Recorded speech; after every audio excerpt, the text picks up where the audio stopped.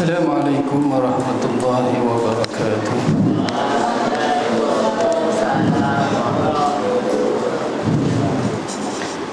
إلى حضرة النبي المصطفى رسول الله صلى الله عليه وسلم وآله الكرام وأصحابه العظام لهم الفاتحة.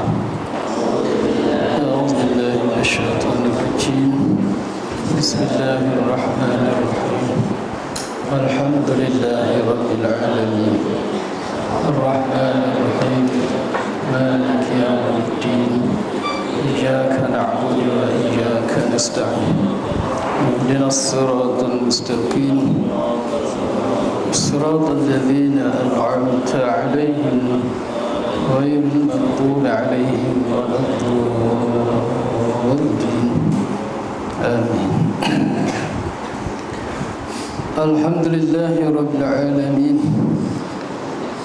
وبه نستعين ونصلي ونسلم على سيدنا ونبينا ومولانا محمد صلى الله عليه وسلم وعلى آله وصحبه أجمعين. سبحانك لا علم لنا إلا ما علمتنا إنك أنت العليم الحكيم.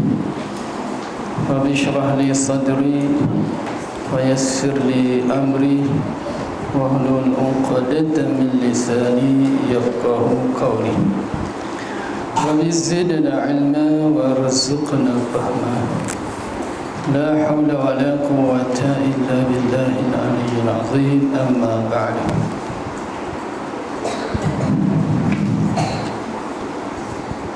Kita dah baca hadis yang ke-11 dengan terjemahan dia. Kepada hari ini kita sambung keterangannya. Muka surat 33.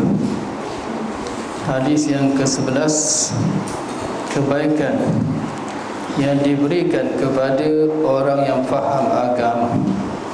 An Muawiyah qala sami'tu an-nabiyya sallallahu alaihi wasallam yaqul may yuridillahu bihi khairan yufaqqihhu fid-din wa innama ana qasim wallahu yu'ti walan tazala hadhihi al-ummatu qa'imatan ala amrillahi la yadhurruhum man khalafahum hatta ya'tiya amrullah.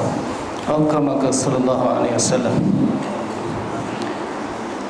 Daripada Muawiyah, ia berkata, aku dengar Nabi sallallahu alaihi wasallam bersabda, barang siapa yang Allah kehendaki kebajikan baginya, diberikan faham kepadanya di dalam agama, dan hanya aku ini pembahagi dan Allah pemberi, dan sentiasalah umat ini berdiri atau tegak di atas perkara agama Allah, tentu tiada mendatangkan mudarat atau bahaya kepada mereka oleh sesiapa yang menyalahi mereka hingga datanglah perintah Allah, yakni yaumul qiyamah. Keterangan hadis. Hadis tersebut menerangkan bahawa Muawiyah radhiyallahu anhu telah berkata, aku dengar junjungan bersabda, sesiapa yang dikehendaki Allah kebaikan, diberikan Allah faham atau pengertian ataupun mengerti pada agamanya, dan aku hanya pembahagi, membahagi sama rata di kalangan kamu pengetahuan tentang kesampaian wahyu dengan tidak ada perbezaan, dan Allah lah yang pemberi, yaitu memberi faham tentang makna wahyu itu menurut kesanggupan masing-masing. Ya. Dalam makna ini kita memahami Nabi sallallahu alaihi wasallam menyampaikan kepada umat Apa sahaja wahyu yang diperintahkan sampai oleh Allah Ta'ala, Nabi sampaikan.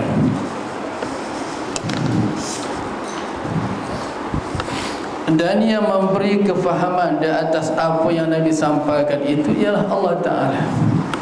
Nabi cuma menyampaikan. Ya, sebab tu para sahabat ni berbeza-beza memahami hadis. Dengar hadis yang sama, waktu yang sama daripada Rasulullah SAW sendiri, tapi masing-masing memahami makna yang tersendiri. Kerana yang beri faham itu bukan Nabi. Kalau Nabi beri faham, sama je kefahaman mereka. Sebaliknya mereka memahami berlainan, ya, seperti dalam hadis ketika Nabi mengutus sahabat ke perkampungan Bani Khuraizah, la tusalli ahadukum hatta fi Bani Khuraizah. Ya, ada satu hadis kan dalam peperangan Khandaq. Ketika dalam peperangan Khandaq, ya, Bani Khuraizah berpaling tadah. Ini saya nak beri contoh kefahaman para sahabat terhadap hadis dengan kefahaman yang berlainan walaupun lafaznya sama. Ya, dalam peperangan Khandaq tersebut, Bani Khuraizah yang sebelum ini berdamai ataupun mengangkat setia dengan kerajaan Islam, tunduk patuh, ya, duduk di perkampungan Khuraizah. Tiba-tiba dalam peperangan Khuraizah tersebut, kafir Quraisy bersama kuncu-kuncu mereka daripada berbagai-bagai kumpulan, ya, tentera, termasuklah daripada Yahudi Bani Nadir. Bani Nadir ni musuh utama Bani Khuraizah. Yahudi sama Yahudi berperang kan di Madinah ratusan tahun. Bani Nadir ni Nabi halau keluar daripada Madinah kerana dia enggan taat kepada kerajaan Islam. Bani Khuraizah Nabi izinkan duduk di Madinah dengan membayar ufti, ya, jizyah. Tiba-tiba dalam peperangan Khandaq itu, bila kota Madinah dikepung oleh bala tentera kufar, maka Bani Nadir, ketua dia, menyelusup masuk ke perkampungan Khuraizah. Dia cuba melobi, ya, cuba memujuk Bani Khuraizah untuk memberontak. Ya, tadi kan dia bekerjasama dengan Islam. Dia kata sekarang Islam dah kena kepung, Madinah dah dikepung, Islam duduk di ujung tanduk sekarang ni, ya. Kalau kamu tak bergabung dengan kami, nanti kami serang Madinah, Islam kalah dengan kamu sekali kena. Bani Khuraizah yang satu ketika dulu berperang begitu lama dengan Bani Nadir, dia boleh berpaling tadah, ia bermufakat dengan Bani Nadir, menentang Islam daripada dalam. Ini kita kena ambil pengajaran. Sifat orang kafir begitu, dia bergabung dengan kita ketika dia lemah. Tapi dia tengok orang Islam ni apabila dah berada dalam kelemahan, mereka akan bergabung sesama mereka tentang kita. Itu kena ambil waspada. Rasulullah sendiri mereka lakukan begitu.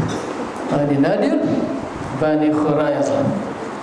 Jadi bila mana Bani Khuraizah ini berpaling tadah, maka Nabi mengutuskan sahabat, ya, tentera-tentera daripada kalangan sahabat untuk menyerang Bani Khuraizah yang memberontak tadi. Masa itulah Nabi berkata kepada para sahabat, la tusalli ahadukum hatta fi Bani Khuraizah. Ya, jangan sembahyang seseorang kamu pun melainkan di Bani Khuraizah. Sedangkan waktu tu waktu asar, ya, waktu asar belum masuk lagi. Waktu zuhur, dalam perjalanan masuknya asar, dan belum sampai ke Bani Khuraizah, asar dah nak habis dah. Ya, waktu asar dah nak habis. Jadi di situlah berlaku khilaf di kalangan para sahabat. Sebahagian sahabat sembahyang di tengah jalan, walaupun Nabi kata jangan kamu sembahyang melainkan di kampung Bani Khuraidah yang separuhnya tetap sembahyang di tengah jalan kerana asar dah nak habis. Yang separuh sahabat lagi tak sembahyang asar, terus sembahyang di Bani Khuraidah, qada kat sana. Sebab berpegang dengan kata-kata zahir Nabi, jangan kamu sembahyang melainkan di Bani Khuraidah. Bila berjumpa dengan Nabi, dikhabarlah akan ikhtilaf mereka tersebut, maka Nabi membenarkan kedua-duanya. Sahabat yang sebab tengah jalan tadi, dia berpegang kepada mafhum, makna yang tersirat. Nabi kata jangan kamu sembahyang melainkan di Bani Khuraidah, itu hanya isyarat sahaja. Kalau boleh kamu bersegeralah ke Bani Khuraidah, kalau dia sedang merontak. Kalau lambat-lambat kan, ya, nanti menambah bahaya. Kalau boleh kamu segera, kamu boleh sembahyang kat asal kat sana, kamu sembahyang.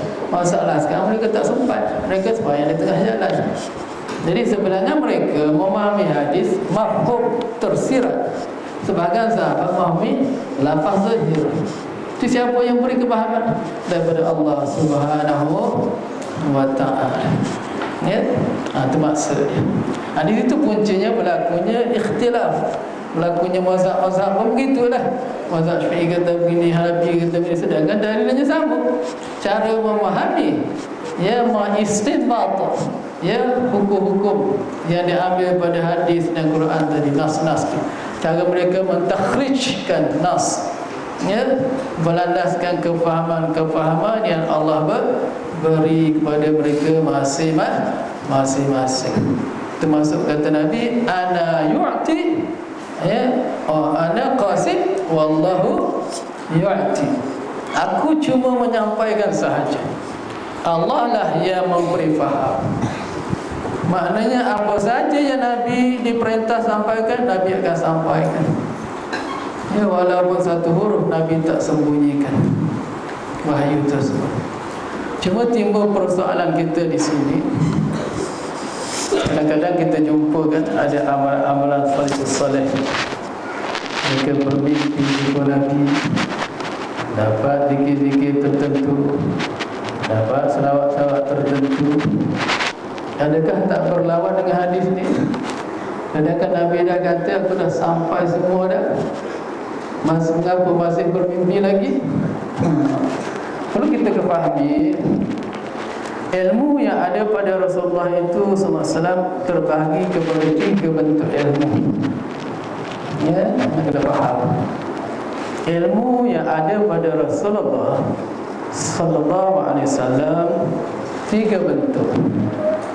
Satu, ilmu yang merupakan kewahyuan yang diperintahkan oleh Allah supaya Nabi sampaikan kepada umat, maka Nabi sampaikan semua sekali.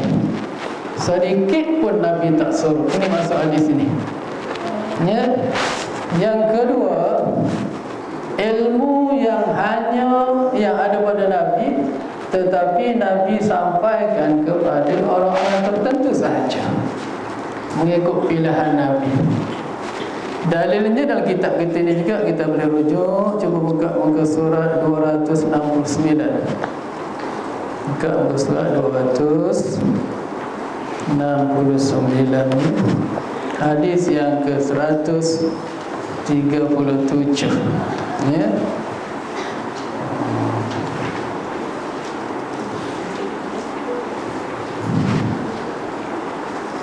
Kita tengok apa di bawah sekali. Saya tak nak baca hadis panjang kan, kita akan bincang bila sampai masa dia. Cuma nak jadi bukti dalil. Hadis ini Nabi riwayatkan kepada Muaz bin Jabal. Tapi bila diminta oleh Muaz untuk menyampaikan hadis ini kepada orang awam, Nabi tak benarkan. Ya, apa kata Nabi? Ya, maka berkata aku Muaz, wahai Rasulullah, apakah maka aku menyukakan dengannya kepada manusia? Yang ini boleh tak aku nak sampaikan hadis ini kepada manusia? Nabi menjawab, janganlah engkau menyukakan mereka, kerana ditakuti nanti mereka berserah sahaja. Mana Nabi tak bagi. Mana hadis ini khusus pada Muaz bin Jabal. Mana ada sebahagian ilmu Nabi tak sampaikan kepada semua, baliknya disampaikan hanya kepada sahabat-sahabat yang tertentu. Begitu juga yang dimimpi-mimpi oleh salafus soleh itu termasuk dalam hadis beginilah. Allah dah perintahkan beri kepada ulama ni mimpi dapat selawat, ni mimpi dapat supaya Muaz bin Jabal tadi dah terpilih oleh Allah untuk Nabi sampai kepada mereka. Mereka pun dapat terima kerana mimpi jumpa Nabi, mimpi yang sahih. Syaitan tak boleh menufi Rasulullah dalam mimpi-mimpi. Jadi mana-mana ulama saleh bermimpi Rasulullah itu adalah sahih, walaupun tak boleh dijadikan hujjah, tapi boleh dijadikan amalan mereka. Ya, mimpi tak boleh dijadikan dalil hujjah.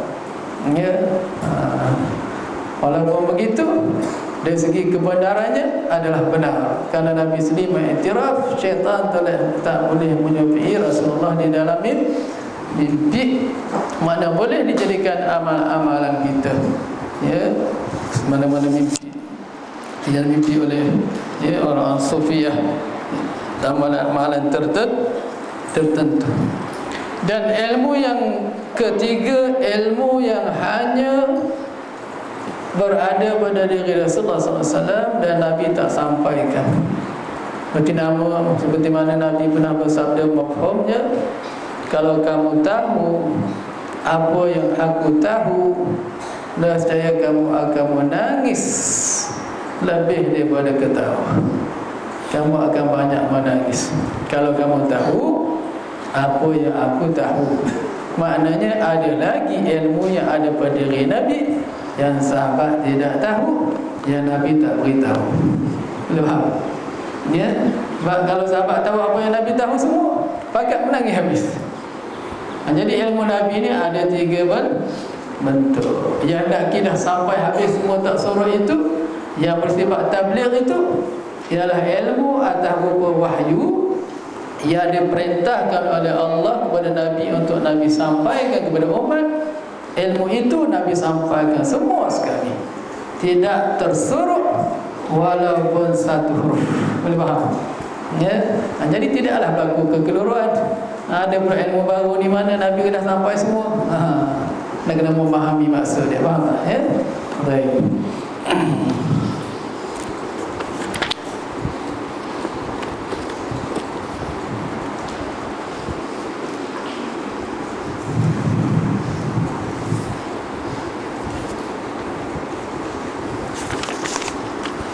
Muka surat 34. Junjungan memberitahu yang ia tiada melebihkan tentang pembahagian wahyu yang disampaikan kepadanya. Ia menyamakan pembahagian itu di antara umat-umatnya. Semua Nabi sampaikan. Nabi tak suruh ya. Ini ilmu yang berupa wahyu tadi.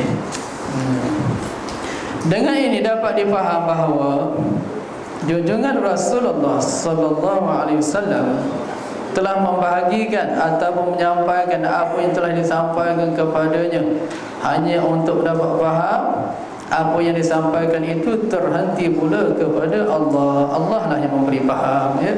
Nabi cuma sampaikan. Super guru-guru hari inilah ulama-ulama, mereka cuma menjelaskan, mengajar, dia menyampaikan.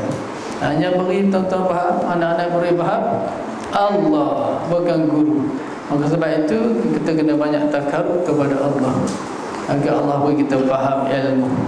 Ya, jaga adab, jaga akhlak, jaga amalan, begitu mudah memahami. Ya, jauh pada dosa-dosa. Kerana dosa-dosa itu dia menggelapkan hati. Kalau hati dah gelap, sedangkan ilmu itu nur. Ya, bagaimana nur boleh bergelumur dengan zulumat? Tak mungkin dia bercampur. Bila ada nur, hilang zulumat. Bila ada zulumat, hilanglah nurnya. Ya.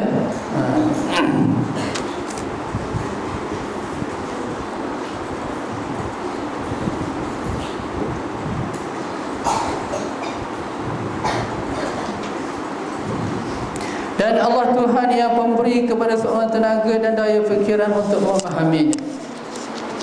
Ilmu ni tuan-tuan, bila keluar daripada mulut guru, dia berterbangan di awangan selama 6 jam. Ini setengah Uqamah berkata begitu. Ini 6 jam berterbangan dalam bentuk nur. Masa itulah kita nak tangkap masuk ke hati. Lepas tu kalau nak hafal dalam tempoh 6 jam. Segala formula walaupun sekolah masalah matematik ke sains ke teori, pastikan anak-anak kita hafal dalam tempoh 6 jam setelah dia belajar daripada guru. Sebab bila keluar pada mulut guru, nur itu berterbangan untuk mendarat dalam tempoh 6 jam. Masa itu mudah kita tangkap masa. Ya, lepas pada itu payah sikit nak masuk, kena usaha lebih. Sebab itu jangan ditangguh-tangguhkan. Bila disuruh hafal terus. Ya, kalau ditangguh-tangguhkan, ada timbul-timbul, payahlah kita nak memahami dan nak menghafal dia.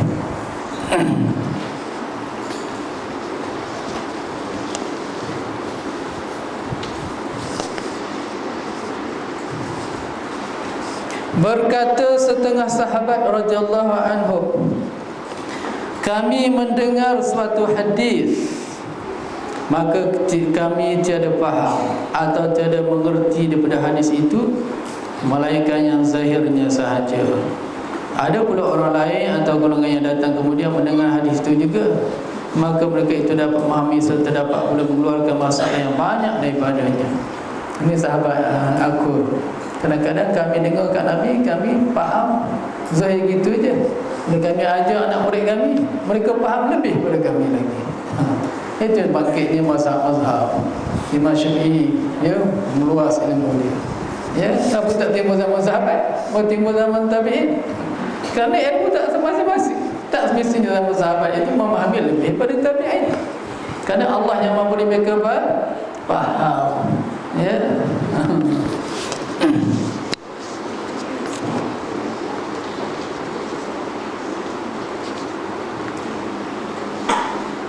Yang demikian adalah daripada kelebihan Allah Ta'ala diberikan kepada siapa yang hendakinya.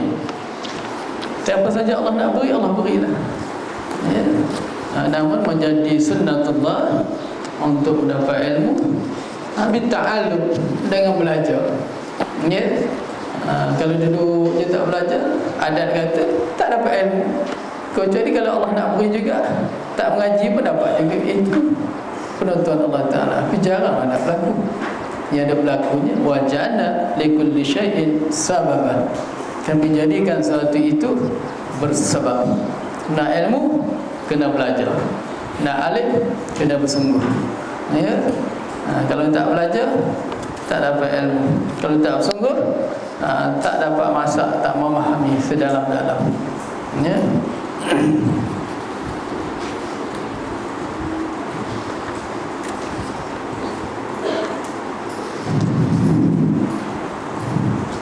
Sebenarnya nak memahami ilmu ni, satu ilmu datang daripada mulut guru 1/100. 99 yang lagi datang daripada adab. Ya, kita duk mengaji dengar tu satu je dapat. Tu pun kalau konsentrate, ya, tumpu betul-betul dapatlah satu tu. Yang 99 lagi tu berdasar pada adab akhlak. Bagi ilmu ladunni, Allah beri faham. Sebab itu semakin beradab kita, semakin alimlah kita. Semakin berakhlak kita, semakin alimlah kita. Ya. Kalau sekadar baca buku dengan guru, adab tak jaga, dapat satu saja daripada 100. Ya. Sebab itu banyak ulama-ulama dulu kerja dia tak mengaji sangat, bawa kasut teruk je. Ya. Dia tak duduk dalam kelas. Orang duk mengaji, dia menyapu ke bawah, tapi telinga duk pasang. Nyapu pelan-pelan sambil dengar-dengar. Bawa kasut teruk. Ya. Nyapu rumah teruk. Rupanya bila tak tak ada, dia yang ganti tok guru mengajar. Guru saya di Thailand, ya, Bapa Ramdi. Bila tok guru meninggal ni, maka anak-anak murid yang besar-besar ni, orang kampung semua kumpul nak lantikkan kita dulu. Maka kata isteri tok guru tak mau. Aku nak ada seorang budak tu nak buat tok guru ni. Ya, dia rajin duk khidmat. Tapi mengaji jangan datang. Aku nak dia. Masa tu dia pergi ke Mekah. Dia pergi ke Mekah, panggil dia balik. Dia dapat Lailatul Qadar di Mekah. Di tengah dia tawaf tu dapat Lailatul Qadar. Tuan bini isteri tu tu panggil, kumpul semua nak murid orang kampung semua, beri kitab kat dia, dia baca. Sebiji macam Tok Guru. Suara dia berbanyak suara Tok Guru. Sehingga kan kawan Tok Guru dia datang duduk kat bawah surau, dengar dia mengajar. Kata Tok Guru meninggal. Tu duduk mengajar. Dia kata itu bukan Tok Guru, itu anak Tok Guru. Tapi dia jangan-jangan duduk mengaji. Dia khidmat. Dia nak ambil kasut, angkut air, dia pelan-pelan cuci dengar gitu. Tapi dia memahami lebih daripada anak murid yang lain.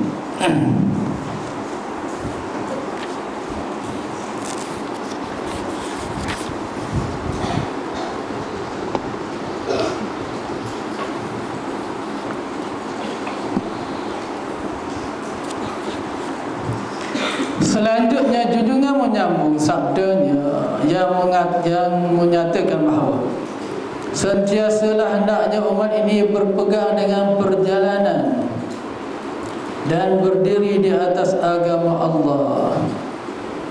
Tiada berpaling daripadanya. Tentu tiada datang kemudaratan kepada mereka oleh sesiapa yang menyalahi mereka. Sekiranya mereka berperang dengan perjalanan ini hingga datanglah perintah Allah sebelum beberapa masa daripada saat datangnya hari kiamat. Di sebelah hari kiamat pasti akan ada sahaja golongan-golongan yang menjadi pembela agama Allah. Kalau tak ada sini, di tempat lain. Yang pastinya pasti ada satu golongan yang mana mereka ini sentiasa mendapat lindungan Allah. Musuh-musuh tak boleh mengalahkan mereka. Walaupun kita tengok mereka syahid, mati, maknanya mereka bukannya kalah, syahid. Kemudian akan bangkit pengganti mereka. Kerana orang mendapat pertolongan Allah Ta'ala ni, tak ada siapa boleh binasakan. Yansurkumullahu fala ghaliba lakum. Dalam surah Ali Imran ayat 160, Allah firman, wala yazala, apa tadi? Yansurkumullahu fala ghaliba lakum. Sesiapa yang Allah tolong dia, tidak ada sesiapa pun boleh mengalahkan dia. Walaupun jin, walaupun manusia semua berkumpul nak kalahkan dia, fala ghaliba lakum. Mereka takkan mampu nak mengalahkan dia, kerana dia mendapat pertolongan Allah Subhanahu wa Ta'ala. Masalahnya kita, bagaimana cara mendapat pertolongan Allah? Allah berfirman, in tansurullaha yansurukum. Kalau kamu tolong Allah, Allah akan tolong kamu. Maknanya syarat nak dapat pertolongan Allah, tolong Allah dulu. Apakah maksud tolong Allah? Tolong jaga agama Allah. Allah Maha Kaya. Allah bersifat istighna, tak perlu pertolongan kita. Maksud tolong Allah, pelihara agama Allah, jaga agama Allah, biar agama dia sentiasa tinggi, sentiasa mulia. Jangan sampai dihina-hina, dipandang-pandang lagi. Kita kena bela dia. Di kala itu Allah akan tolong kita, insya-Allah. Bila Allah dah tolong, tak ada siapa boleh binasakan kita.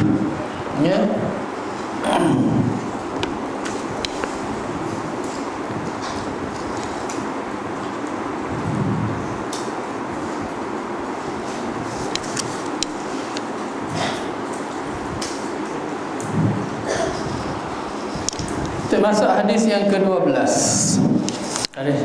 Hadis yang sebelah tu kita dah bincang minggu lepas dah, pembahasan dia. Cuma ni sambung keterangan ringkasnya. Ini masuk yang ke-12. Nabi sallallahu alaihi wasallam melihat syurga dan neraka. An Asma'a radhiyallahu anha anna an-nabiy sallallahu alaihi wasallam hamidallaha wa athna alaihi summa qala ma min syai'in lam akun urituhu illa ra'aituhu fi maqami hadha hatta al-jannatu wan-nar. Fa uhiya ilayya annakum tuftanuna fi quburikum mithla aw qariba la adri ayya dhalik. Qala asma'u min fitnatil masihid dajjali yuqalu ma ilmuka bihadha ar-rajul fa amma al-mu'minu awil muqinu la adri ayyuha. Qalat asma'u fa yaqulu huwa Muhammadun Rasulullah sallallahu alaihi wasallam ja'ana bil bayyinati wal huda fa ajibnahu wattaba'nahu wa huwa Muhammadun salasan fa yuqalu nam salihan qad alimna in kunta lamuqinan bih.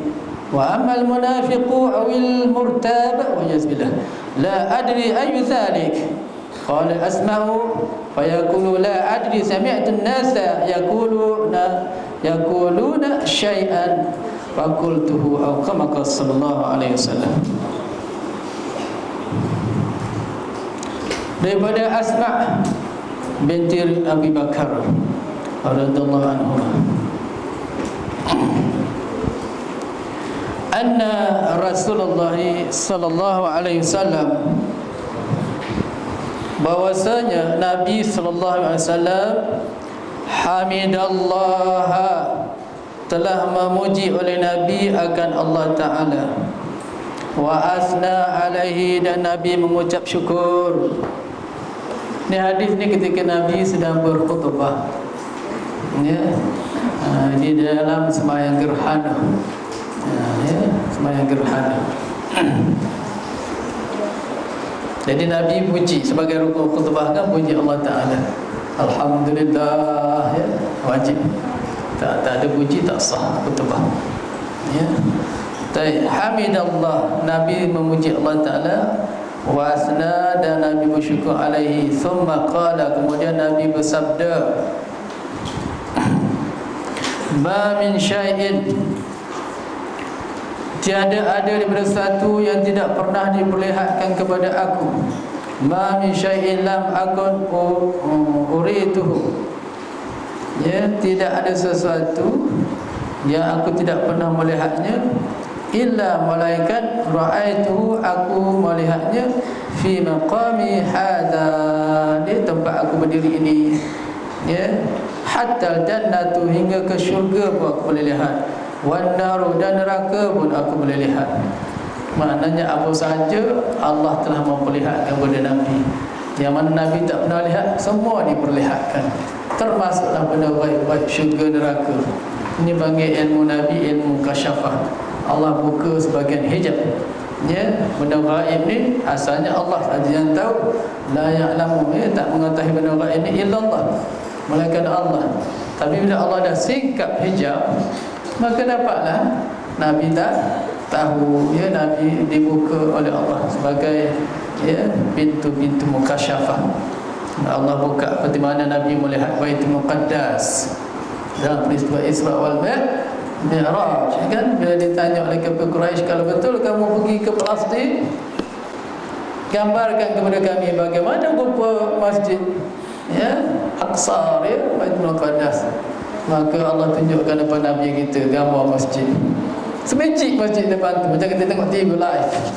Pintu berapa, tiang berapa, Nabi tunjuk. 1, 2, pintu ada banyak ni, tiang banyak ni, tengah-tengah dia orang, ya. Nabi tak pernah pergi, tapi Nabi boleh ceritakan 100% cerita tentang Masjid Aqsa, ya. Itu benda baik yang Allah singkapkan hijab. Jadi begitu juga apa sahaja, syurga, neraka, peristiwa akhir zaman yang cerita tentang kita ni, Allah buka hijab sehingga Nabi dapat melihat jelas, sejelas-jelas, bagaikan benda itu berada di hadapan mata Nabi sallallahu alaihi wasallam. Ini mukjizat pada Rasulullah sallallahu alaihi wasallam. Kalau pada orang-orang soleh dipanggil karamah. Orang soleh pun ada juga. Ya, Allah singkapkan hijab-hijab dia. Ya, dia tengok kita ada dibaca. Ya. Orang panggil firasat. Di mana Nabi bersabda, "Ittaqu firasatul mu'min fa annahu yanzuru bi nurullah. Danlah kamu takut firasat orang mukmin, kerana ia memandang dengan nur Allah. Dia tengok kita tu, dia tengok dengan nur Allah. Allah jadikan nur pada hati dia. Dengan nur tu dia boleh suruh terang. Oh, tengok. Macam scan. Macam kita pergi ke airport kan, lalu kan dalam scan tu, dia tengok scan tu. Dia tengok gitu. Budak ni. Oh, gitu. Hendaklah kamu takut, kata Nabi, jumpa orang begini. Itu panggil orang mukasyafah. Allah singkapkan. Walaupun asalnya dia tak tahu benda gaib, hanya Allah saja yang tahu. Tapi bila Allah dah singkap, Allah buka sebahagian rahsia, maka dia dapat tahu. Diajar oleh Imam Ghazali rahimahullah ta'ala, siapa membaca Ya Latif, letak tangan kat sini. Kita boleh amalkan tuan-tuan ya. Letakkan tangan kanan kita dekat hati, zikir Ya Latif 70 kali ya, maka Allah akan buka pintu-pintu rahsia. Istiqamah. Ya Latif, Ya Latif, Ya Latif, Ya Latif, Ya Latif. Hayati Ya Latif tu. Ya, nanti segala pintu-pintu rahsia Allah singkapkan. Nanti ikut rezeki masing-masing lah. Kejap ke, sebentar ke lama ke, kadang-kadang tak dapat langsung pada. Bergantung kepada rezeki pilihan Allah Subhanahu wa ta'ala ya.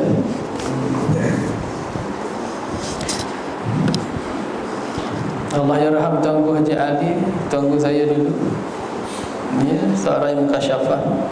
Kalau cuti sekolah atau cuti pondok, tak berani nak buat apa kat rumah. Bila buka sekolah nanti dia cerita habis. Sibuk dengan buah mangga dia tu. Budak ni asyik banyak buah mangga je. Yang ni pula habis satu dunia ramanya dengan kereta buruk dia tu. Jangan asyik buruk nak kereta je. Ada cerita habis. Dan dia boleh masuk dalam mimpi. Ya, satu hari sahabat saya, dia mimpi, Tok Guru kata lepas subuh besok cuci kereta dia. Ya, kamu cuci kereta saya. Budak tu dia anggap sekadar mimpi aja. Jadi dia tak basuh dah kereta. Dalam kelas begini dia tanya, "Jana, dah basuh belum?" "Kamu malam tadi aku suruh." Kelang kabut lari pergi basuh kereta. Itu antara karamah Tuan Guru Haji Ali bin Musa. Salah seorang tokoh saya di Pondok Seliau. Dia tersohor dengan ilmu nahwu saraf. Sampai ke dunia ilmu ini dia ambil dia nahwu saraf Seliau. Awliya wali Allah Ta'ala.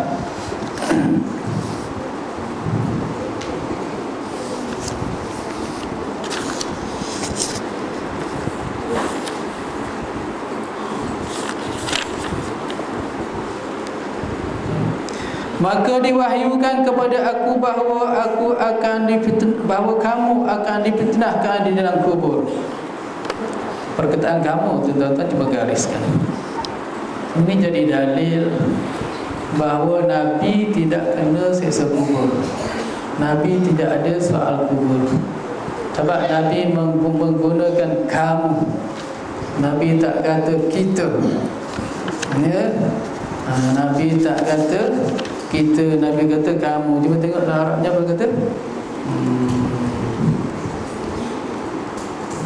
Annakum tuftanuna, sesungguhnya kamu akan difitnahkan fil kuburikum, dalam kubur-kubur kamu. Nabi tak kata annana nuftanu, sesungguhnya kita akan difitnah. Itu isyarat bahawasanya Nabi-Nabi tidak ada soal kubur. Tak ada malaikat nak berani tanya. Ya. Allah hampir ingat Allah. Malaikat mana nak berani tanya Nabi? Tak berani. Hanya orang-orang, ya, umat-umat sahaja. Sebab tu Nabi gunakan kamu. Ya, setiap lapas-lapas itu memberi makna untuk diistimak sebagai hukum. Ya, jadi Nabi guna innakum. Nabi tak kata innana. Ya, innakum, sesungguhnya kamu. Kalau Nabi kata innana, sesungguhnya kita, ya, barulah termasuk Nabi sekali kena tanya. Ya.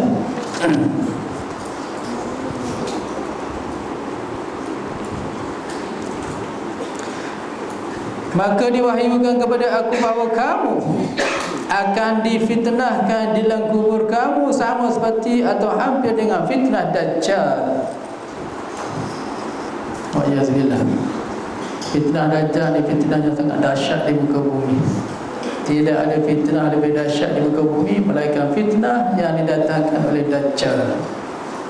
Sebab itu Nabi suruh minta jauhlah, jangan sampai hidup di zaman Dajjal. Dalam sembahyang kan kita sering berdoa. Ya, Nabi suruh baca ketika tasyahud akhir itu kan, ada baca. Ya. Innaka Hamidum Majid. Apa sambungan dia? Allahumma ighfir li ma qaddamtu wa ma akhrajtu wa ma asrartu wa ma a'lantu wa ma asrartu wa ma anta a'lamu bihi minni antal muqaddim wa antal mu'akhir la ilaha illa anta. Allahumma inni a'udzu bika min 'adzabil qabri wa min fitnatil masiihid dajjal.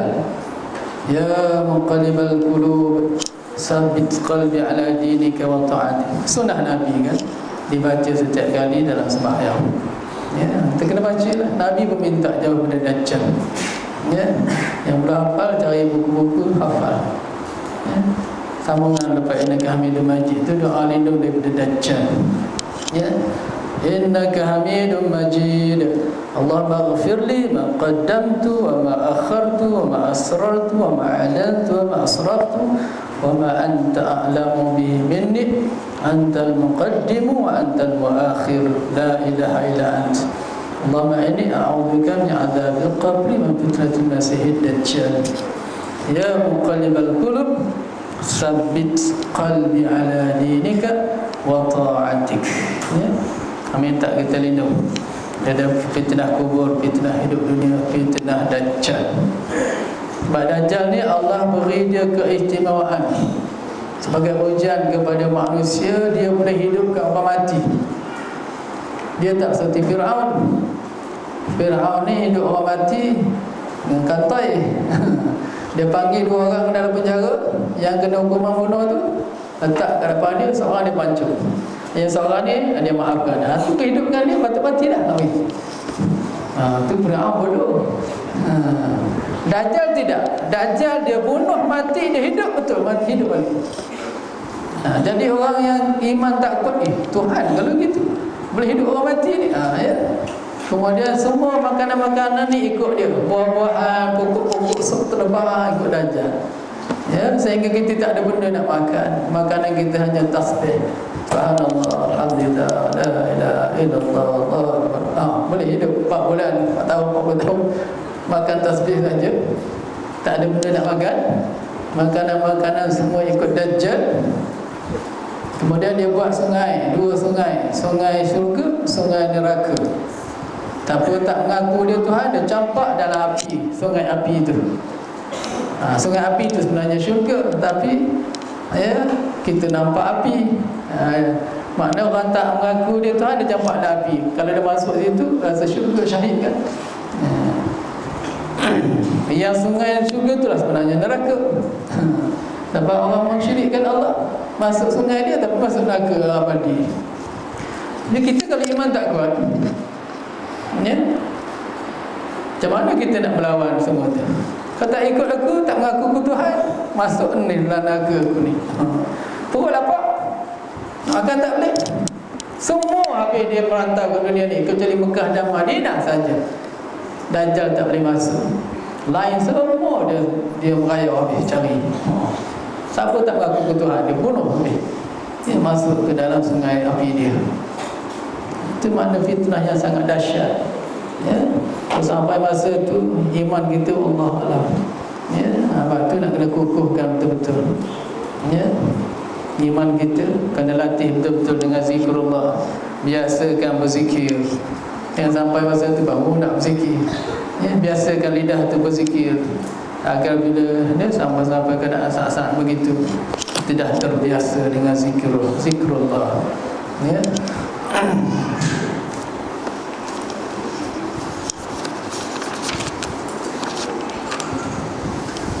Jadi seperti mana fitnah Dajjal, maka begitulah juga fitnah di dalam kubur.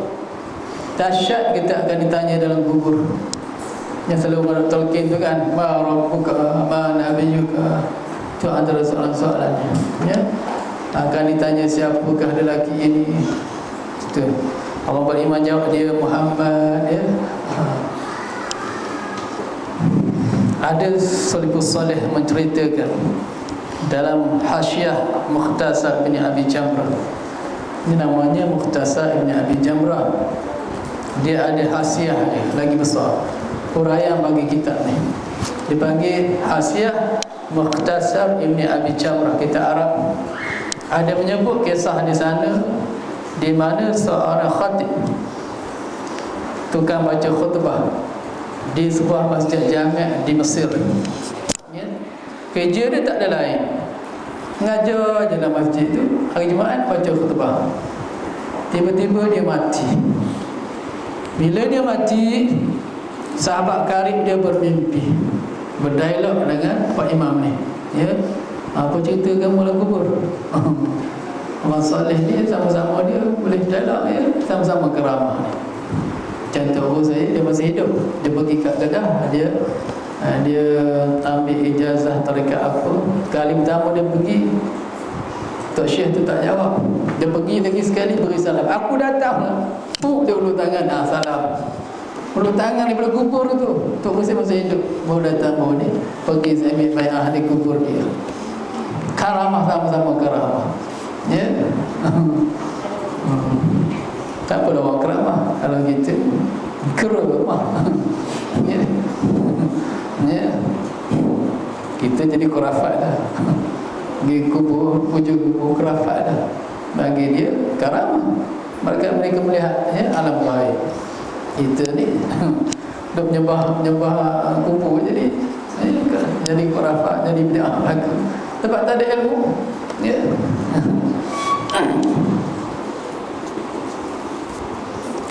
Jadi bila dia mati, sahabat dia ni bermimpi tanya dia, macam mana keadaan kamu? Dia kata, bila aku masuk kubur saja datanglah, ya, Munkar Nakir nak tanya ni. Tiba-tiba aku hampir-hampir tak boleh nak menjawab. Jawapan Munkar Nakir tadi aku tak mampu nak jawab. Sekian lama aku terkelum, hampir-hampir nak dibalur oleh malaikat dah. Tiba-tiba datang seorang pemuda yang mukanya sangat bersih-berseri, ya. Datang jadi lawyer, ya. Dia ajar aku sebiji jawapan Munkar Nakir tadi, ya. Maka aku pun bertanya lah, ya. Bila dah dapat jawab, Munkar Nakir pun pergi. Dia pun bertanya kepada pemuda tadi, siapa kamu? Dia datang untuk tolong aku ni. Kata pemuda itu, akulah amalan soleh kamu selama ini. Kamu duk baca khutbah, kamu duk ngajar, ya. Lepas tu kata Tok Khatib itu, kenapa kamu lambat sampai sangat? Aku dah hampir-hampir nak kena balon, ni baru nak datang. Ni betul lah kita kasih tambah ni, ya. Kita Arab.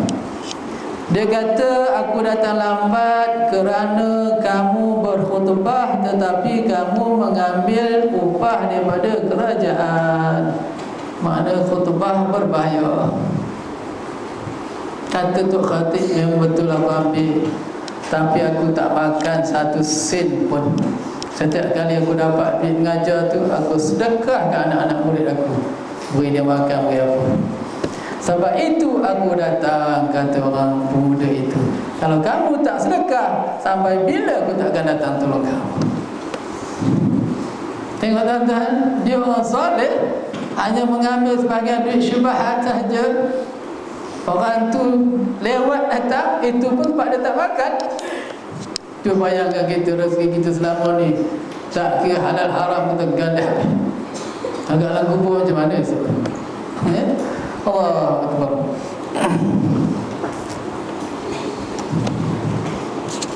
Itu fitnah kubur, sedahsyat fitnah Dajjal, ya. Maknanya kita kena betul-betul ready untuk hadapi azab kubur dengan amalan-amalan.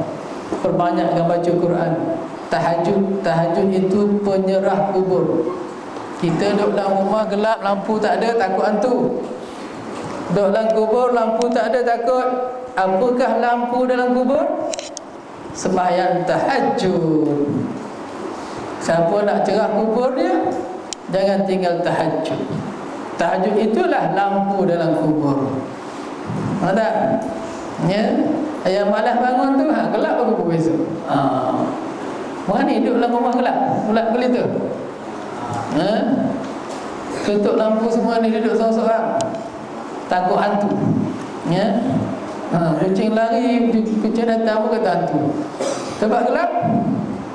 Habis kalau kubur gelap, datangnya ular, datangnya kala, datang tu datang ni, dah gelap-gelap, panas lagi, aircon tak ada. Ya? Kaya macam mana pun kita tak pernah kita tengok orang masuk kubur beraircon. Ya, orang Islam lah. Cina tak tahulah. Cina kereta pun masuk dalam. Tak. Juga Cina tu kan. Tapi sekarang ni dia ditipu dah. Dia apa Amerika Express dia malam tu beli sendiri tu dia. Kita tak ada. Hebat mana kaya bersultan, kita tak awal, kita tak ada orang sedia ikon dalam kubur, tak ada. Ya, tersatulah kubur kita. Habis lampu ambil mana? Bawa sendiri. Bawanya dengan apa? Dengan tahajud. Ya, tahajud tu pasang dalam kubur. Terang dalam kubur kita. Kesan cahaya sembahyang tahajud. Maka beruntunglah orang yang sembahyang. Yang malas sembahyang ya, dah subuh pun tak sembahyang, lagi lah dahsyat.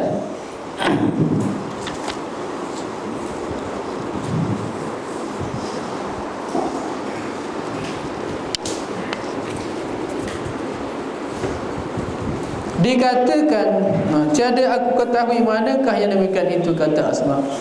Di sini ada khilaf perawi. Cuba tengok bahasa Arab ya. Tengok bahasa Arab balik.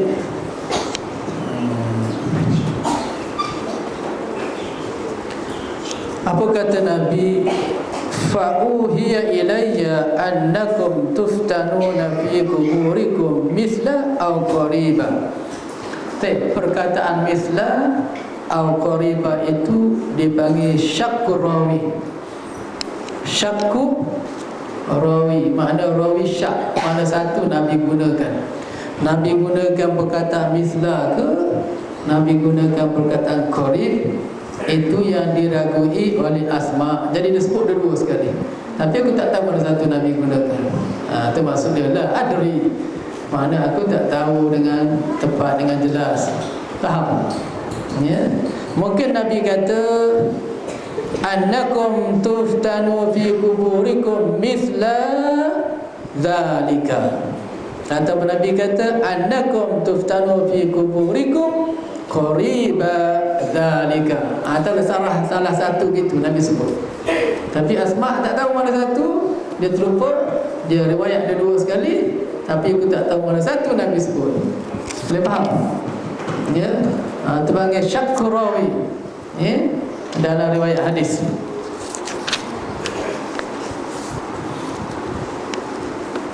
Tak tu dia terima hadis ini. Tidak aku ketahui manakah yang demikian itu, yakni antara perkataan seperti dengan perkataan hampir. Dua perkataan tu. Salah satu itulah. Ya. Nabi gunakan salah satu. Nabi tak guna dua. Nabi guna seperti atau Nabi gunakan hampir, mislah ataupun qarib. Maknanya kamu akan difitnah dalam kubur seperti kamu difitnah dengan Dajjal. Ataupun Nabi kata kamu akan difitnah dalam kubur hampir-hampir kamu kena fitnah dengan Dajjal. Salah satu tu. Boleh faham? Ya. Itu panggil syakku rawi. Ya.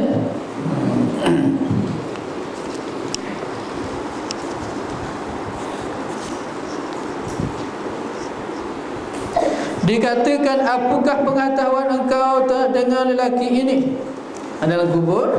Malaikat akan tunjuk kepada kita mungkin gambaran atau bayangan Rasulullah, pergi kita nampak. Ya, kemudian ditanya, ada kamu tahu tak siapa ini? Mungkin dia tunjukkan gambaran Nabi depan kita. Ya. Kemudian ditanya, kamu tahu tak siapa lelaki ini?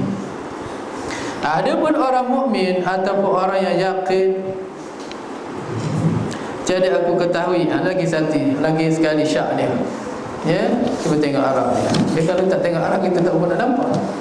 Ya, tengok oleh bahasa Arab tadi ada syak rawi lagi sekali. Fa Fa'amal mu'minu awil mukinu. Tu panggil aw tu aw li syakki, ya. Tak salah satu mana satu. Nabi guna mukminin ke atau Nabi gunakan mungkin, ya, yang pastinya salah satu. Nabi guna ada pun orang mukmin, ya, ataupun Nabi kata ada pun orang yang yakin, salah satu Nabi guna. Asma dia tak pasti, ya. Sebab tu dia kata la adri ayyuhuma, aku tak ingat mana salah satu daripada dua perkataan tu Nabi guna. Nabi guna mukminin ke Nabi guna mungkin, ya.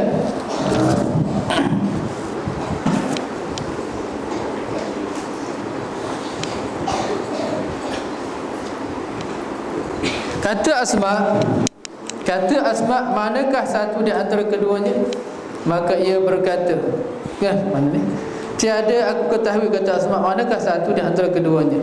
Maka ia berkata, ia adalah Muhammad. Orang mukmin ni, orang mukmin ataupun orang yakin ni, bila ditanya oleh malaikat, kamu tahu tak siapa lelaki ini? Maka orang mukmin itu akan berkata, ia adalah Muhammad Rasulullah sallallahu alaihi wasallam.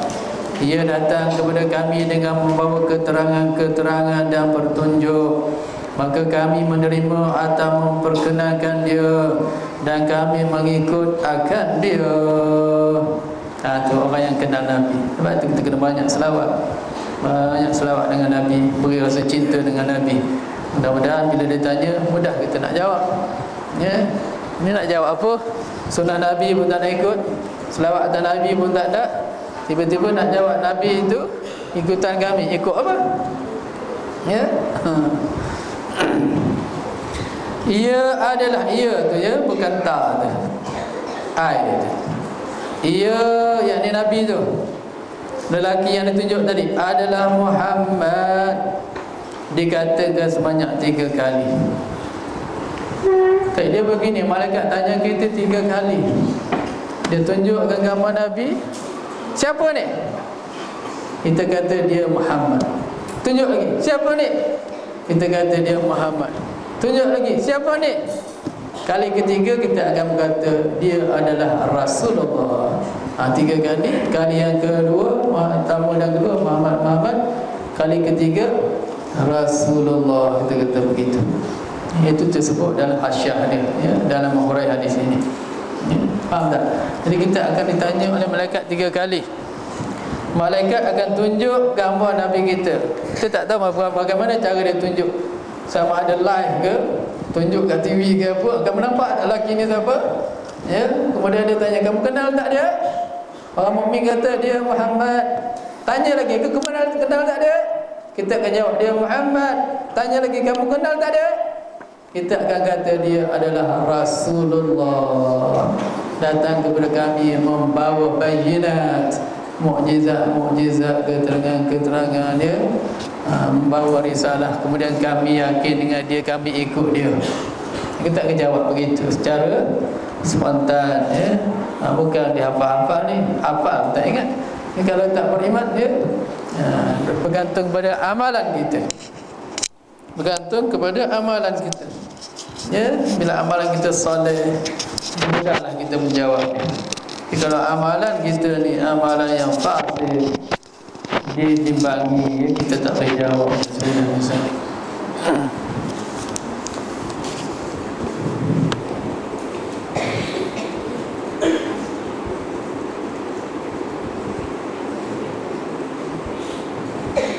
Maka dikatakan kepadanya, apabila orang mukmin dapat jawab, malaikat kata kepada orang mukmin, tidurlah baik-baik. Sebenarnya kami telah mengetahui bahawa engkau semuanya telah yakin dengan dia.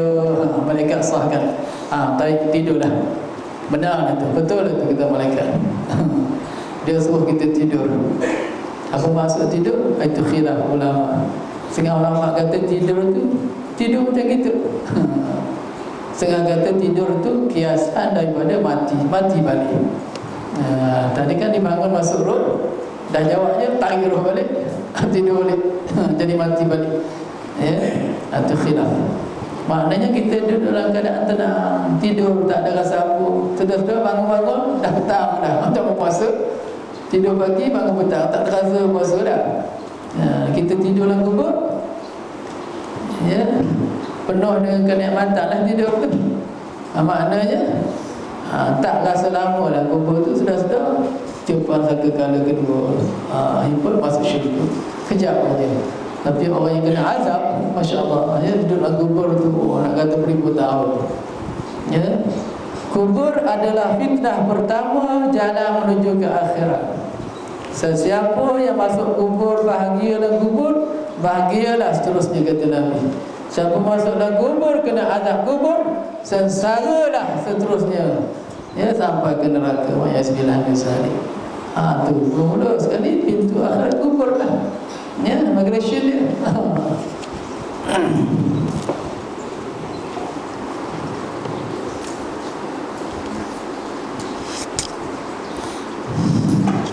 Dan ada pun orang munafik, wa'iyazbillah, ataupun orang yang syak.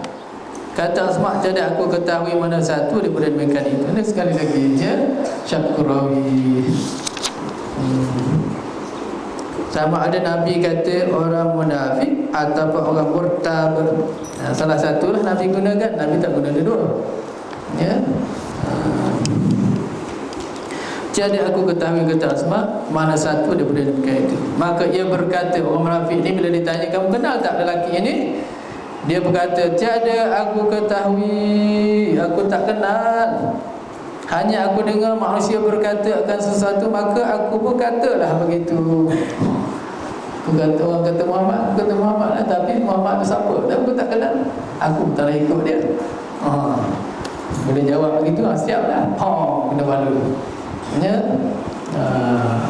Dibukalah sebahagian lurah-lurah neraka. Hufratun, ya. Lubang-lubang neraka bagi dia. Kalau yang tadi dibuka daripada pintu-pintu syurga, ya, raudatul min riyadul jannah, taman-taman syurga. Yang munafik ini hufratun, ya, dibuka satu lubang, satu ruang daripada lubang-lubang neraka. Seterusnya keterangan insya-Allah kita sambung akan datang pada membaca keterangan hadis ini. Allah a'lam.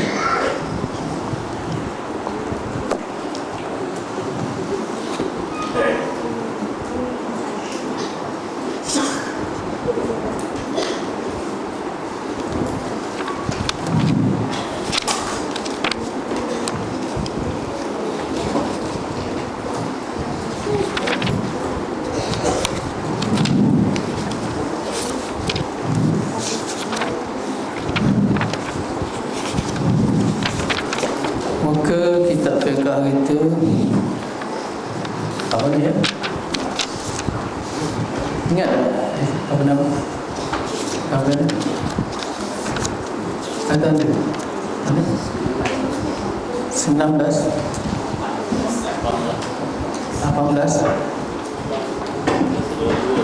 Yang kedua, membasuh muka. Yang kedua, membasuh muka.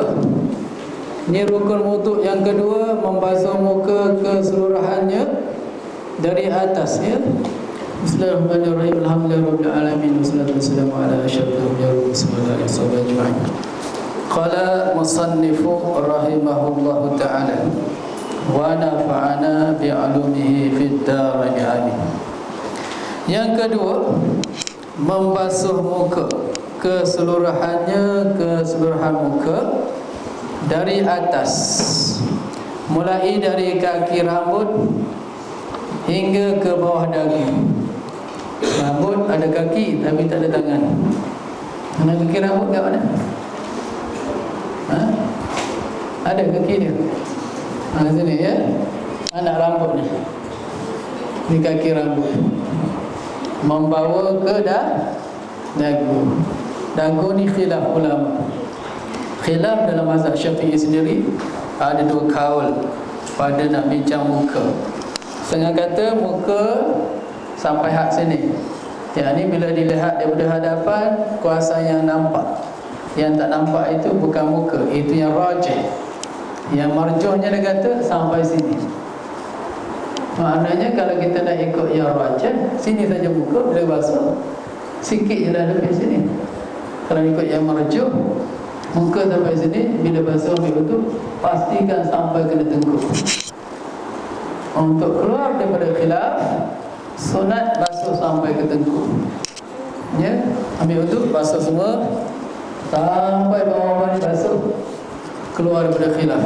Yang kata muka sampai sini pun sah, yang muka sampai sini pun sah belaka. Ya, faham? Ya. Tapi kita kena basuh bukan setakat muka ni aja. Yang lebih daripada kuasa muka itu pun pastikan dibasuh, itu wajib. Wajib basuh untuk menyempurnakan basuh muka. Bisa ada bincang belum pasal muka itu belum? Yang ada lukis muka keliling tu, seperti orang lelaki. Dah tak payah dah. Ya.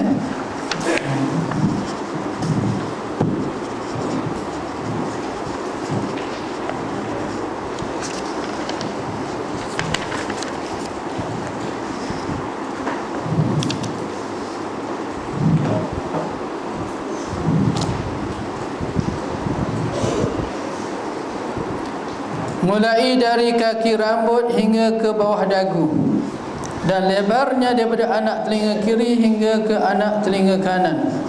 Ini anak telinga, ini bapak telinga. Bapak dia, ini anak dia.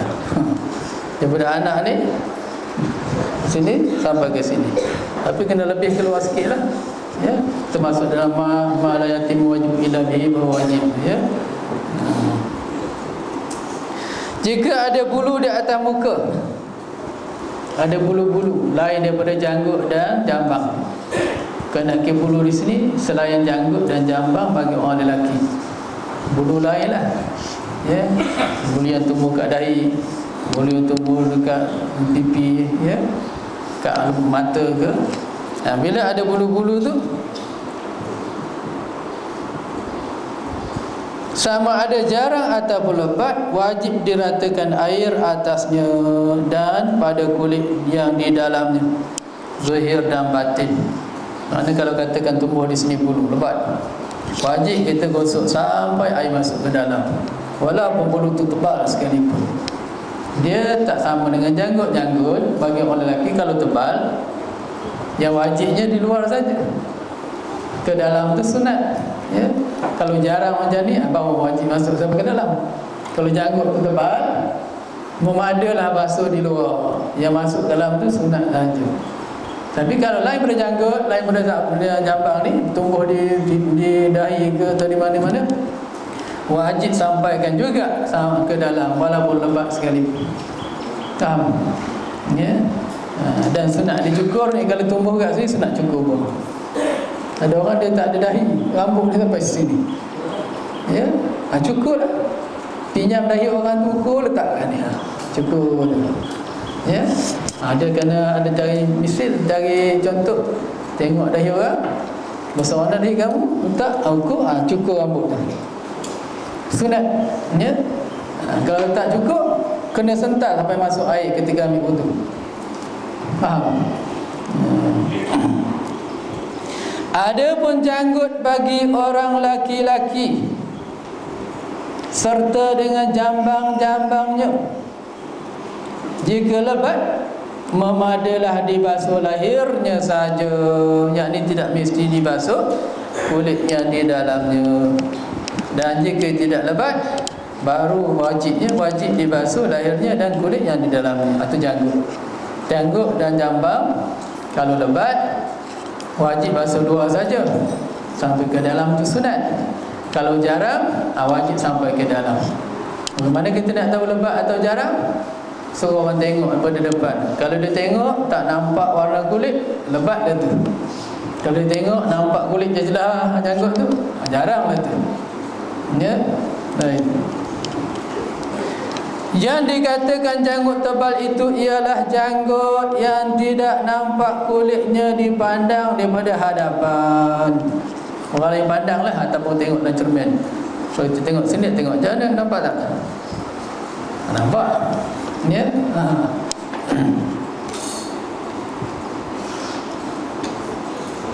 Dan yang jarang itu yang nampak kulitnya dipandang daripada hadapan. Habis, dia faham kan? Bersalahan dengan janggut orang perempuan. Orang perempuan tu pun janggut. Ya? Kalau ada, kalau ada, ataupun janggut khonsa. Khonsa tu apa?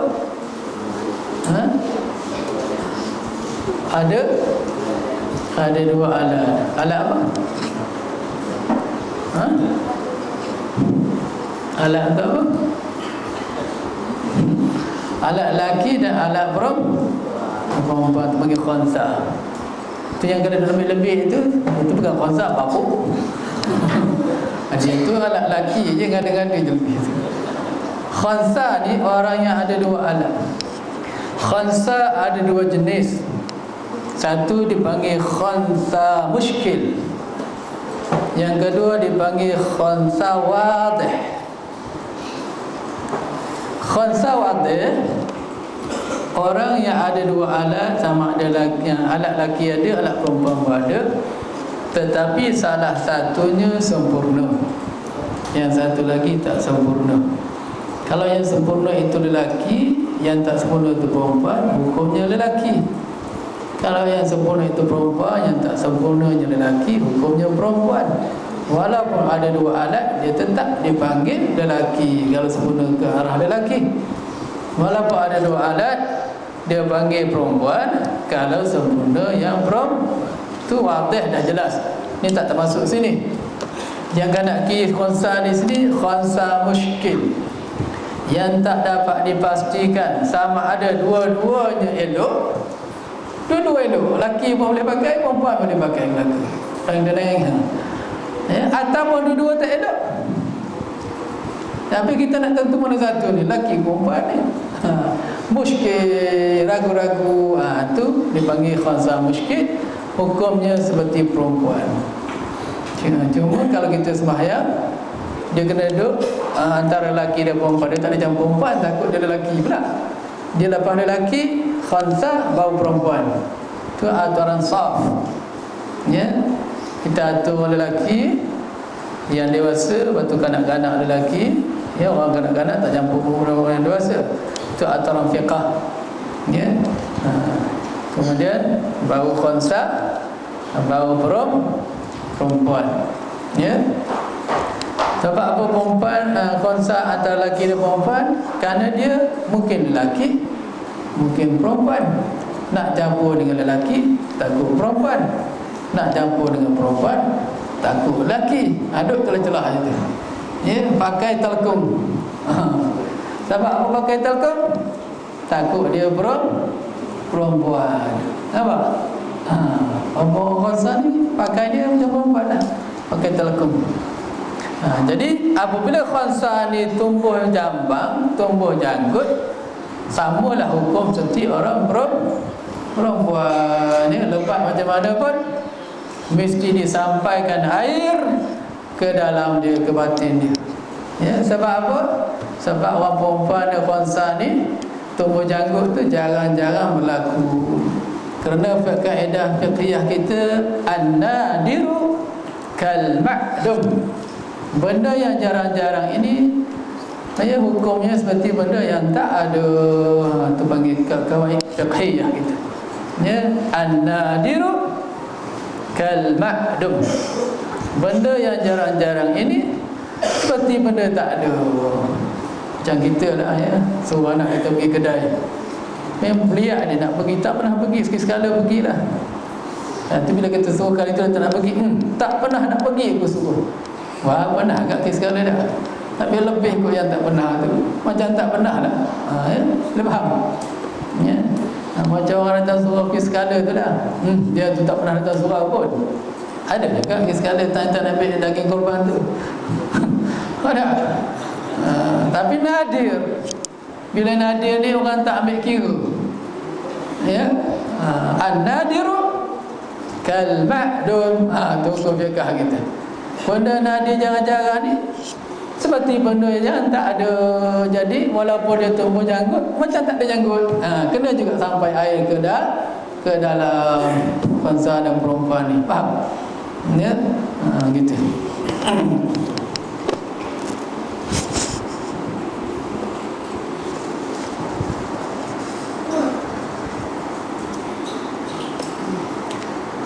Maka wajib dibasuh lahirnya dan kulit yang di dalamnya sekalipun lebat, kerana jarang berlaku orang perempuan berjanggut. Nah, kalau perempuan janggut, kita tak ada janggut, dia ada janggut.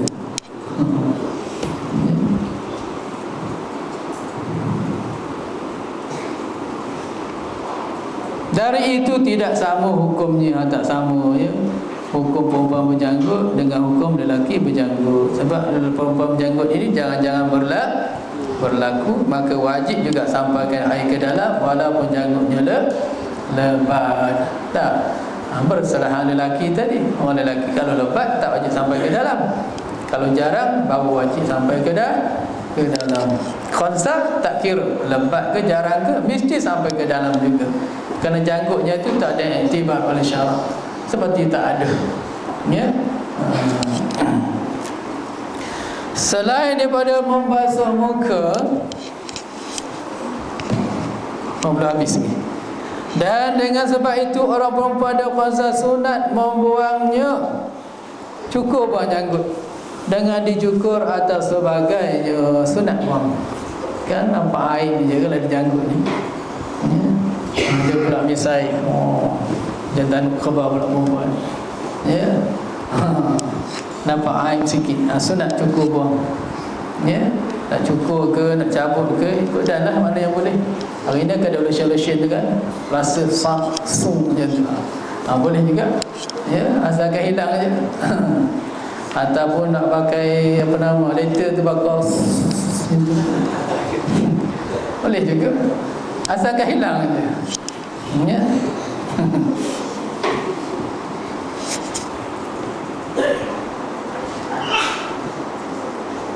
Selain daripada membasuh muka, bagaimana hak yang tersebut di atas itu, hendaklah dibasuh naik sedikit ke atas kepala dan di bawah, dan basuh ke bawah sedikit daripada dagu hingga ke halkum.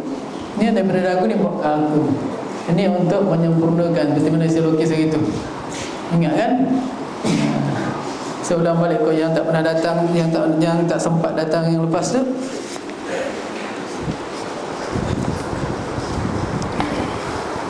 Ni muka kita. Soal sikit.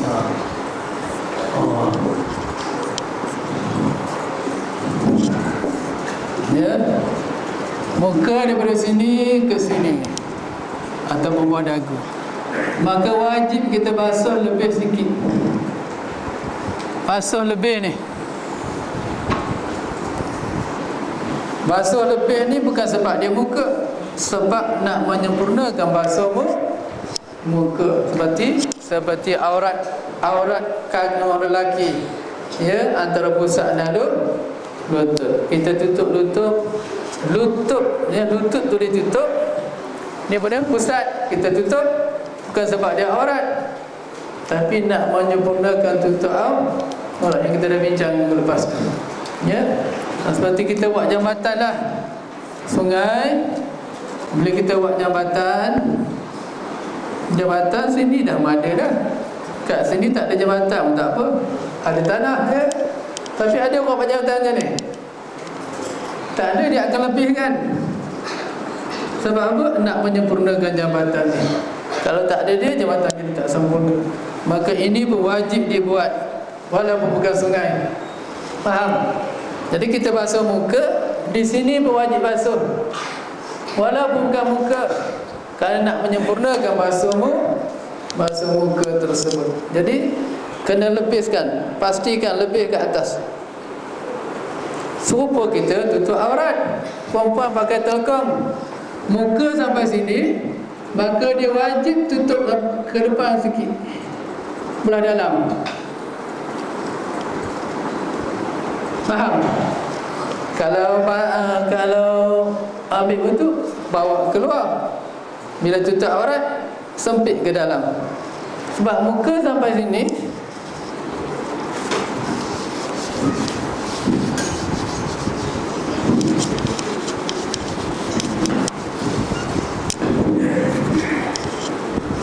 ya, muka sampai sini.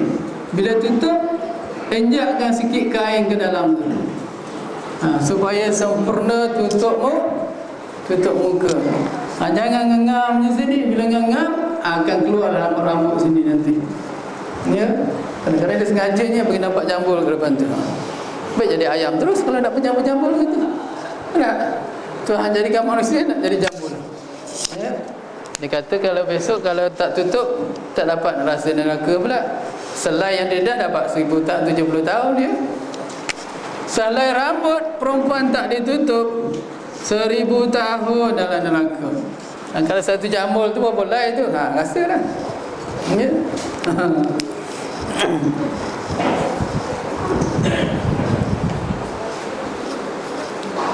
Satu setengah 70 tahun selai 70 tahun. Kalau 7 lay, kalau 10 lay 700 tahun. Ya.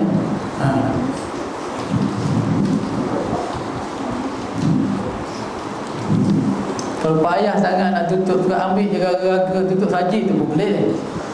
Yang tutup apa? Nasi tu kan, cukup je kat situ. Tutup dengan rambut tu, ya. Payah pun sangat dah.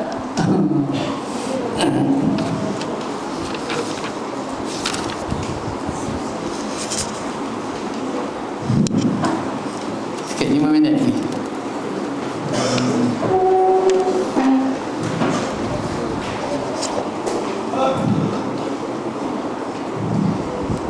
Dan sebahagian daripada dua telinga dan di bawah pertemuan dua tulang dagu, kerana tidak sempurna wajib, melainkan dengan diluaskan lebih sedikit. Jadi lebihan itu pun hukumnya wajib juga. Kaedah kita, ma la yatimul wajibu illa bihi fahuwa wajibun. Dah hafal kan? Dah seminggu tak hafal lagi. Ma la yatimul wajibu illa bihi fahuwa wajibun. Sesuatu perkara kalau tidak ada dia, yang wajib jadi tak sempurna, maka dia pun jadi wajib juga. Benda tu asal tak wajib, tapi kalau tak ada dia, yang wajib jadi tak sempurna, benda tu pun jadi wajib juga. Nampak? Contoh, kita nak ambil wuduk, nak sembahyang, tiba-tiba air tak ada. Yang ada cangkul je ada. Kalau gali telaga, mesti dapat air. Kalau tak gali, tak ada air. Kalau tak ada air, tak ada ambil wuduk, maka waktu itu gali telaga jadi wajib. Asal gali telaga tak wajib, tapi nak menyempurnakan wuduk yang wajib itu, kena gali telaga, maka waktu itu gali telaga jadi wajib. Faham? Supaya tutup aurat tadi asalnya tak wajib tutup yang atas ni, tapi kalau tak tutup dia, aurat ni tak selamat, boleh terbuka, kena tutup juga bagi sempurna. Jadi wajib juga tutup dia tu. Ya.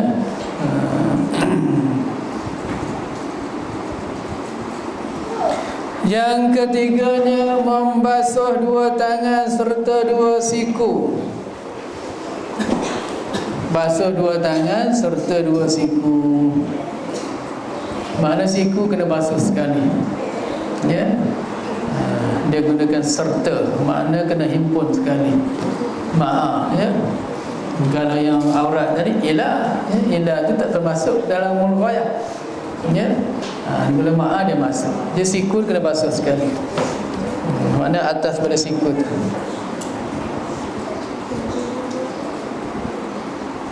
Apa yang ada pada tangan itu kena basuh juga. Seperti bulu. Hai, tengok kita. Apa yang ada pada tangan tu basuh juga, ya. Wajib basuh. Seperti bulu, ya, sama ada jarang ataupun lebat, kena basuh. Puluh tangan kalau lebat pun kena gosok begitu bagi masuk dalam. Daging-daging yang tumbuh dekat tangan tu ada biji-biji macam buah ara tu, buah bernama tu, panggil apa nama, kena basuh sekali sebab dia dalam lingkungan tangan. Apa kesalahan kalau tumbuhnya atas pada siku kat sini? Tak apalah, dia luar daripada kawasan tangan. Ini tumbuh dalam kawasan tangan, semua kena basuh. Yang tumbuh-tumbuh kat sini, jari-jari lebih pun ada 10 jari, 10 kena basuh. Ya.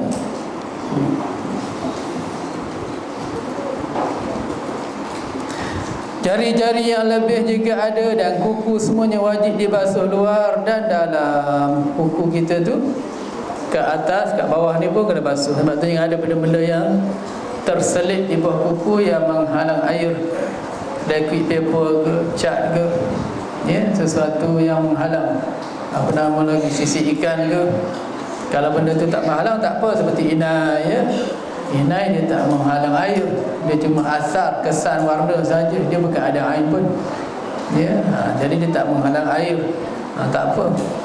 Ada pun yang penghalang seperti liquid kritik ke kuku tu, macam lilin tu kan, tu tak sampai air tu, habis bila nak ambil wudu kena kikis buang tu. Kikis sayang, tak sembahyang lagi dia buat tu, ya. Macam beruang macam tu je tangan. Dia elok tangan orang jadi tangan beruang, ya. Lepas tu belum masuk eyeshadow lagi tu, berhenti kat traffic light, terbalik lampu tu. Oh, traffic light 3 je, merah, hijau, kuning. Dia 5, kelabu tu hitam. Terkejut traffic light. Ya. Itu kalau ada kala-kala tu yang menghalang tu, kena cuci buang tu. Tidak nak ambil wudu macam mana? Ya. Kalau kala-kala yang tak menghalang tak apalah. Dari segi wudu tu lah, dari segi make up tu hukum lain pula. Ya, ada segi wudu tu sah lah kalau dia tak menghalang air. Nah, ya.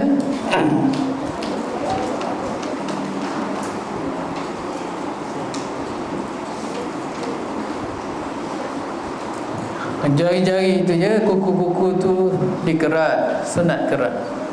Jangan dibiar panjang macam jerangkung, ya, macam beruang, makruh, ya.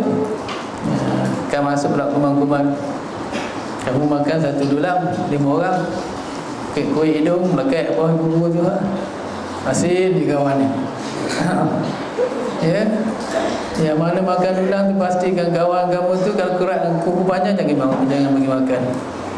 Kan dia cebok macam mana tu, melekat dekat habis tu. Dia makan tangan kanan dia. Ya. Tengok kawan-kawan punya kuku sekali, kuku kamu pun kena sekali lah, bagi bersih. An-nazafatu minal iman. Ya.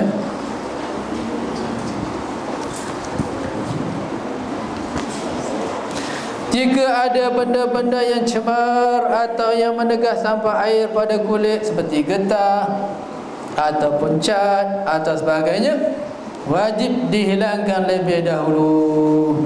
Dan wajib membuang benda-benda yang ada di celah-celah kuku, kecuali jika sedikit. Sedikit tak apalah, daki-daki hitam sikit tapi tak mengeluarkan air, ya. Sebab ada hadis pernah Nabi suruh sahabat tu apa nama, dia kerat kukunya, tapi Nabi tak suruh dia mengulangi sembahyangnya, ya. Ada kalanya Nabi suruh ulangi sembahyang.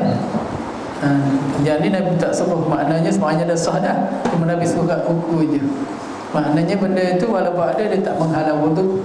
Waktu Nabi tak suruh dia ulang ambil wudu, ya. Tapi kalau daki-daki itu tebal menghalang wudu, kena buang. Kalau dia setakat sikit-sikit tak menghalang, itu sunat buang.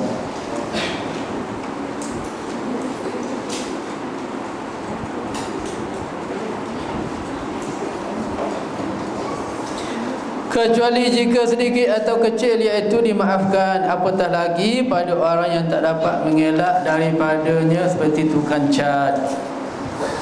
Tu panggil bala yang umum, ya, ad-darurah tu. Orang yang darurah, dia terpaksa bergelumuk dengan cat. atau kerja-kerja di bengkelnya, di bengkel kereta minyak-minyak tu, payah juga nak basuh tu, tak kali nak semayang. Bila dibasuh tu kadang-kadang masih sisa-sisa melekat tu, dimaafkan. Tukang-tukang cat tu kan, kadang-kadang tak perasan kita dah basuh dah, lepas semayang nampak ada pula kat situ. Dia dimaafkan. Kalau kita jarang-jarang ni tak dimaafkan. Dia tak pula, sebab dia tetap hari mengecat, ya, dia syarat maafkan, ya. Bengkel kereta atau sebagainya, dalam kitab Bajuri jilid pertama muka surat 53 rujukan dia. Demikian juga jika ada duri yang boleh dicabut, wajib dicabut lebih dahulu. Dan kalau tidak boleh dicabut dengan sebab sudah tertanam, memadalah dibasuh atasnya. Duri selumbar tu pastikan kalau ada tunggul di atas tu kena cabut. Tapi kalau dia dah tenggelam bawah kulit, tak apa, sah, ya.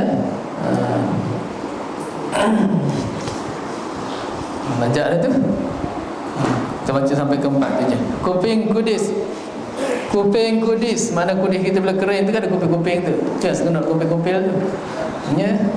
Kuping bisul, kuping jerawat, ni lagi satu. Apa dia ubat jerawat nombor 1? Mujarab. Ubat jerawat yang Allah jadikan dalam diri kita, apa dia? Eliobasi tu, ya.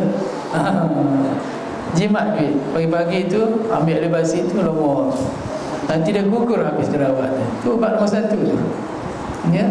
Tak payah beli tobat-tobat. Kalau tak hilang juga, ambil je seteraka tu, iron hilang jerawat-jerawat tu habis, ya.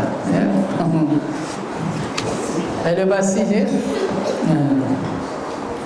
Tu Allah jadikan dalam walaupun nampak dia hina, ada manfaatnya. Tapi seorang-seorang bila air dah, ada bau punggung pula, ya. Ada bila air tu, lepas tu sabut lah, biar dia mesra dulu, nanti dia gugur habis, ya. Tu petua orang dulu-dulu. Jerawat, kuping jerawat tidak wajib dikupik, sekalipun senang mengupiknya. Basuh je wuduk, tak payah nak kutil-kutil lagi, ya. Ambil je wuduk tu, ya. Makna sah tanpa dikutil kuping-kuping tadi, ya. Wallahu a'lam. 2 baris lagi.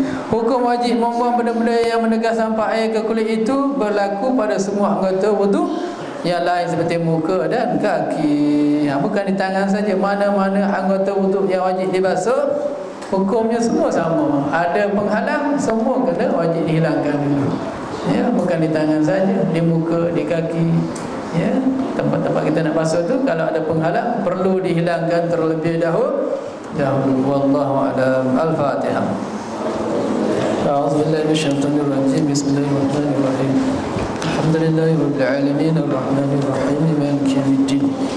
Iyyaka na'budu wa iyyaka nasta'in. Ihdinas siratal mustaqim. Siratal ladzina an'amta 'alaihim ghairil maghdubi 'alaihim waladdallin. Amin. Bismillahirrahmanirrahim. Alhamdulillahi rabbil alamin. Wassalatu wassalamu ala asyrafil anbiya'i wal mursalin wa ala alihi wa sahbihi ajma'in. Allahumma faqihna fid din warzuqna fahman nabiyyin wa ilhamal malaikatil mukarrabin wa hifdzal mursalin bi rahmatika ya arhamar rahimin. Allahumma inna nas'aluka 'ilman nafi'an wa nas'aluka 'amalan mutaqabbalan wa nas'aluka rizqan wasi'an halalan tayyiban. اللهم إنا نعوذ بك من علم لا ينفع ومن قلب لا يخشع ومن نفس لا تشبع ومن دعاء لا يسمع. اللهم يا مبدئ يا خالق يا فتاح يا عليم افتح علينا فتوح العارفين. يا معلم إبراهيم الحكمة علمنا وصلى اللهم صل على سيدنا محمد وعلى آله وصحبه أجمعين والحمد لله رب العالمين. السلام عليكم ورحمة الله وبركاته.